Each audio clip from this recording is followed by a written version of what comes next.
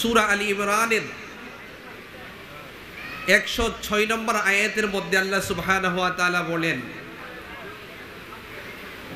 ইয়াউমা তাবিয়াদ্দু উজুহু ওয়া তাসওয়াদ্দু উজুহ, সেদিন কিয়ামতের দিন কিছু কিছু চেহারা আছে যেই চেহারাগুলো আলোকিত হবে, সুবহানাল্লাহ। আবার কিছু চেহারা আছে যেই চেহারাগুলো কালো হয়ে যাবে।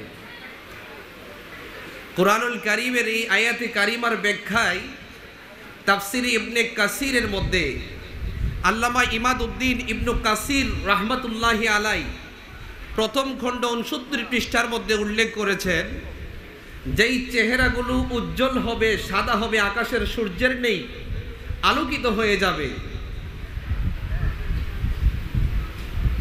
আল্লামা ইবনে কাসির রাহমাতুল্লাহি আলাই এই আয়াতে কারিমার ব্যাখ্যায় বলেছেন, যেই চেহারাগুলো আলোকিত হবে,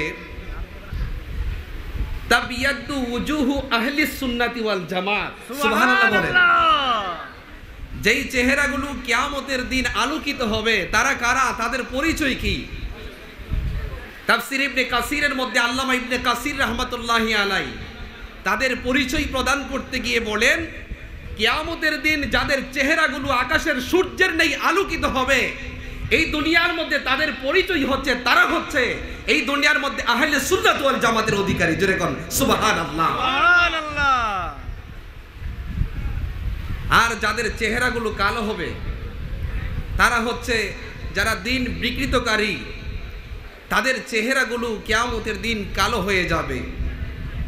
এই জন্য আমরা যারা আহলে সুন্নাত ওয়াল জামাতকে বুকে লালন করি, আহলে সুন্নাত ওয়াল জামাতের আকীদা আমরা যারা ধারণ করি, তাদের পরিচয় কি?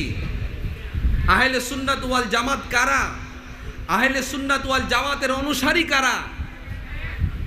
মেশকাত শরীফের 31 পৃষ্ঠার মধ্যে বাবুল ইতিসাম বিল কিতাব ওয়াস সুন্নাহর মধ্যে একটি হাদিস এসেছে। আল্লাহর হাবিব সাল্লাল্লাহু আলাইহি ওয়াসাল্লাম বলেছেন, ইন্না বানি ইসরাঈলা তাফাররাকাত আলা সিনতাইন ওয়া সাবঈনা মিল্লাহ ওয়া সাতাফতারিকু উম্মতি আলা সালাসি ওয়া সাবঈনা মিল্লাহ কুল্লুহুম ফিন-নার ইল্লা মিল্লাতান ওয়াহিদা। ক্বালু মান হিয়া ইয়া রাসূলুল্লাহ?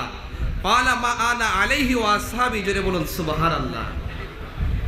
আমার নবী আজ থেকে ১৫০০ বছর আগে নবুয়াতের নুরানি জবান মুবারকে আমার নবীজি বলেছেন, নিশ্চয়ই বনি ইসরাইল ৭২ দলে বিভক্ত হয়েছিল, আর আমার উম্মত ৭৩ দলে বিভক্ত হবে।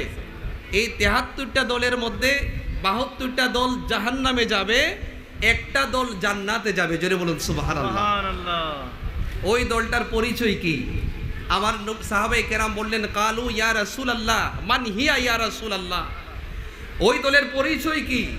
যেই দলটি জান্নাতে যাবে, তখন আমার নবীজি বললেন, মা আনা আলাইহি ওয়া আসহাবি, যে যারা আমার নবীজির অনুসরণ করবে, আমার নবীর সাহাবায়ে কেরামের অনুসরণ করবে, যাদের অন্তরের মধ্যে আমার নবীর প্রেম থাকবে, আমার নবীজির সাহাবায়ে কেরামের প্রেম থাকবে, যাদের অন্তরের মধ্যে আমার নবীর ভালোবাসা থাকবে, আমার নবীর সাহাবায়ে কেরামের ভালোবাসা থাকবে, যারা আমার নবীজির আদর্শ অন্তরে ধারণ করবে, আমার নবীর সাহাবায়ে কেরামের আদর্শ অন্তরে ধারণ করবে, তারাই হচ্ছে জান্নাতি। জুড়ে বলুন সুবহানাল্লাহ। আর তাদের পরিচয় সম্পর্কে, যারা আমার নবীর অনুসরণ করে, আমার নবীর সাহাবায়ে কেরামের অনুসরণ করে, তাদের পরিচয় হচ্ছে একটা। এই হাদিসের ব্যাখ্যা করতে গিয়ে মেশকাত শরীফের সরা বিরকাতুল মাফাতি শারহু মেশকাতিল মাসাবির মধ্যে এসেছে, আল্লামা মোল্লা আলী কারি রাহিমাহুল বারি তিনি উল্লেখ করেছেন, মা আনা আলাইহি ওয়া আসহাবি। এই হাদিসের অংশটুকুর ব্যাখ্যা করতে গিয়ে তিনি বলেছেন, যাদের অন্তরে আমার নবীর প্রেম থাকে, আমার নবীর সাহাবায়ে কেরামের প্রেম থাকে, যারা আমার নবীর অনুসরণ করে, আমার নবীর সাহাবায়ে কেরামের অনুসরণ করে, তাদের পরিচয় হচ্ছে একটা, ফালা শাক্কা ওয়ালা রাইবা আন্নাহুম আহলুস সুন্নাতি ওয়াল জামাত। জোরে কোন সুবহানাল্লাহ, সুবহানাল্লাহ। এর মধ্যে কোনো সন্দেহ নেই, যারা আমার নবীর অনুসরণ করে, আমার নবীর সাহাবায়ে কেরামের অনুসরণ করে, তারা হচ্ছে আহলে সুন্নাত ওয়াল জামাত। জোরে কোন সুবহানাল্লাহ। এই জন্য আমার নবীজির সাহাবায়ে কেরামের অনুসরণ করা দরকার আছে কি নাই? আমার প্রিয় নবীর আদর্শ অনুযায়ী জীবন অতিবাহিত করার দরকার আছে কি নাই? আমার নবীর সাহাবায়ে কেরাম, যেই সাহাবায়ে কেরামগণ ইমানের কোষ্ঠী পাথরে যারা উজ্জ্বল দৃষ্টান্ত স্থাপন করেছিলেন, আমার নবীজির সাহাবাই কেরাম যাদের জীবনে অনেক কষ্টের সম্মুখীন হয়েছেন, ইমানের অনেক বড় বড় পরীক্ষার সম্মুখীন হয়েছেন, কিন্তু আমার নবীর সাহাবাই কেরামগণ তাদের অন্তরের মধ্যে সদা সর্বদাই আমার নবীজির আদর্শ অনুযায়ী নিজেদের জীবনকে পরিচালিত করেছিলেন। জোরে বলুন ঠিক না বেঠিক? শুধু তাই নয়, এই জন্য আমার নবীজি বলেছেন, আমার নবীজি সাহাবাই কেরামদের সম্পর্কে বলেছেন, আসহাবি কান নুজুম ফাবি আইহিম ইকতাদাইতুম ইহতাদাইতুম।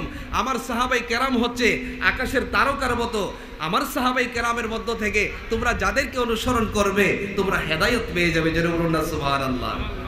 শুধু তাই নয়, অন্য এক হাদিসের মধ্যে এসেছে আল্লাহর হাবিব সাল্লাল্লাহু আলাইহি ওয়াসাল্লাম বলেছেন, আমার নবীজি বলেছেন, যেই হাদিসটি আল মুজামুল আওসাতের মধ্যে ইমাম তাবরানি রাহমাতুল্লাহি আলাই উল্লেখ করেছেন, 6666 নম্বর হাদিস, যেই হাদিসটি হযরত আব্দুল্লাহ ইবনে আব্বাস রাদিয়াল্লাহু তাআলা আনহু থেকে বর্ণিত। আল্লাহর হাবিব সাল্লাল্লাহু আলাইহি ওয়াসাল্লাম আন ইবনে আব্বাস রাদিয়াল্লাহু তাআলা আন, হযরত আব্দুল্লাহ ইবনে আব্বাস রাদিয়াল্লাহু তাআলা আনহু থেকে বর্ণিত, একবার আল্লাহর হাবিব সাল্লাল্লাহু আলাইহি ওয়াসাল্লাম আকাশের দিকে আমার নবীজি মাথা মোবারক উত্তোলন করলেন। সুবহানাল্লাহ বলতেন না? আর জোরে বলুন না সুবহানাল্লাহ।